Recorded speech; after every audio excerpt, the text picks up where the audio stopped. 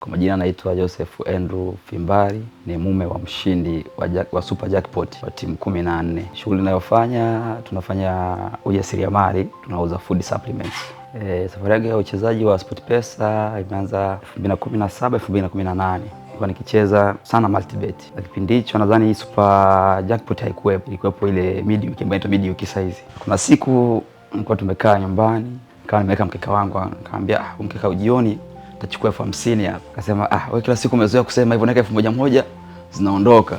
Hiyo 1000 bora unipe mimi, nitanunua vitu vingine tutaendelea. Lakini nikamwambia wewe subiri, fika usiku utaona. Mechi ipo desha kwenye saa 5 kama utani. Nikamwambia angalia hapo, angalia akakuta kuna 50 imeingia. Akasema hii message mbona sielewi, imeandikwa hongera. Nikamwambia ndio mbona nakwambia nimecheza nimeshinda, lakini pia hakuamini. Nikamwambia shika simu, hebu jaribu kutoa kutoka kwenye account ya SportPesa ilete kwenye account ya Line, alafu utamtumia hapa. Sasa nilijaribu kufanya vile, akasema kweli bwana. Ndio kwa ushawishi mkubwa sana kuanzia pale. Ushauri wangu kwake, tuna biashara yetu ambayo tumeianza, tukasema tutaiboresha kidogo, lakini pia tuwe watulivu. Na ukipata pesa kama hizi kidogo unakuwa na mambo mengi kidogo, na mtu ulikuwa uelewane naye sasa hizi anaweza kujileta karibu.